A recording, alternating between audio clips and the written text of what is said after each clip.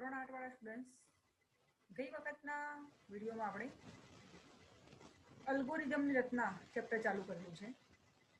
એમાં મેં તમને ફ્લોચાર્ટ દોરતા શીખવાડ્યું હતું. ફ્લોચાર્ટ શેમાં દોરવાનું છે, એના માટે આપણે કયા સિમ્બોલ યુઝ કરવાના છે, સિમ્બોલ ક્યાંથી લેવાના છે, એ પણ મેં તમને ગયા વિડીયોમાં શીખવાડ્યું હતું. હવે આ વખતના વિડીયોમાં હું તમને એક બીજો ફ્લોચાર્ટ દોરતા શીખવાડું છું. એના માટે એક સ્ક્રીન શેર કરું છું. જો એક આપણો ફ્લોચાર્ટ છે, કન્વર્ટ મીટર ઇન્ટુ સેન્ટીમીટર. બરાબર, તમારે સ્વાધ્યાયમાં આ ફ્લોચાર્ટ આપેલો છે. ફ્લોચાર્ટ, હવે આપણો ફ્લોચાર્ટનું નામ શું છે? મીટરને સેન્ટીમીટરમાં ફેરવો.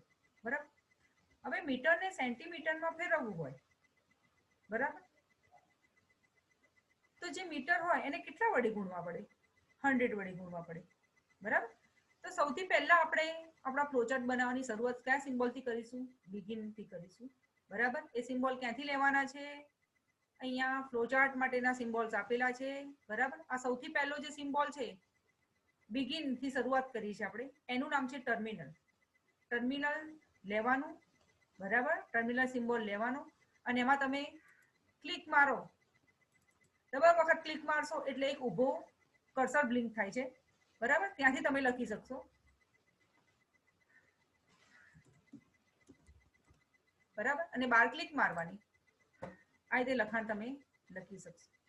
બરાબર, એના પછી આપણે નીચે લાઈન દોરેલી છે, એને કહેવાય ફ્લો લાઈન. એટલે કે આપણા ફ્લોચાર્ટનો પ્રવાહ કઈ દિશામાં જઈ રહ્યો છે એના માટે આપણે એક ફ્લો લાઈન દોરેલી છે. બરાબર, એ છે આપણી એરોની નિશાની. એરો પણ આપણે અહીંયાથી લઈએ છીએ. બરાબર, અહીંયા એરોની નિશાની આપેલી છે, એમાંથી આપણે બધા જે પણ એરો જોઈતા હશે એ અહીંયાથી લઈ શકશું. એના પછી આવશે input 1 number, call it metre. બરાબર, હવે આપણે એક નંબર લેવાનો છે.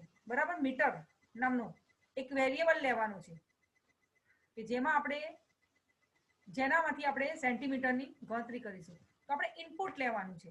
બરાબર, તો ઇનપુટ માટે આપણે કયા સિમ્બોલનો યુઝ કરીશું? પેરેલેલોગ્રામનો યુઝ કરીશું. એમાં આપણે લખ્યું છે input 1 number, call it metre. બરાબર, એક નંબર લો કે જેને મીટર તરીકે કોલ કરો, બોલાવો. પછી એના નીચે હવે આપણી જોડે મીટર આવી ગયા. હવે મીટરને આપણે સેન્ટીમીટરમાં ફેરવવાના છે, કે એના માટે આપણે ગણતરી કરવાનું કામ કરવું પડે. બરાબર, તો અહીંયા centimetre equal to metre multiply by 100. બરાબર, મીટરને સેન્ટીમીટરમાં ફેરવવા હોય એના માટે આપણે શું ગણતરી કરવી પડે, શું પ્રક્રિયા કરવી પડે? કે જે મીટર આપેલા છે એને આપણે 100 વડે ગુણવા પડે.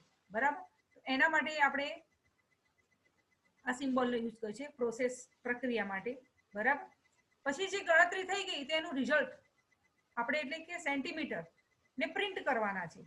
એના માટે પાછી ફરીથી આપણે પેરેલેલોગ્રામનો યુઝ કર્યો. બરાબર, અને પછી પ્રોગ્રામનો એન્ડ આપી દીધો. બરાબર, આ પ્રોગ્રામ અહીંયા તમારે ફોન્ટના, અહીંયા ફોન્ટ આપણે એન્ડ નાના દેખાય છે તો અહીંયા આપણે ફોન્ટ થોડા મોટા કરી દઈએ. બરાબર, એને બોલ્ડ કરી દઈએ. આ રીતે તમે એનું સેટિંગ કરી શકશો. બરાબર વિદ્યાર્થી મિત્રો, હવે દરેક જણને ફ્લોચાર્ટ દોરતા આવડે. આવા નાના નાના ફ્લોચાર્ટ હોય તમારે ઘરે દોરવા પ્રયત્ન કરવાના. જેના ઘરે કમ્પ્યુટર હોય એ લોકો કમ્પ્યુટરમાં ફ્લોચાર્ટ દોરશે. જેના ઘરે કમ્પ્યુટર ના હોય એ લોકો નોટપેડમાં આવી રીતે ફ્લોચાર્ટ દોરવાનો પ્રયત્ન કરશે. બરાબર, હવે નેક્સ્ટ ટાઈમ હું તમને બીજા થોડા હાર્ડ, થોડા કોમ્પ્લિકેટેડ ફ્લોચાર્ટ દોરતા શીખવાડીશ. ચલો, આવજો.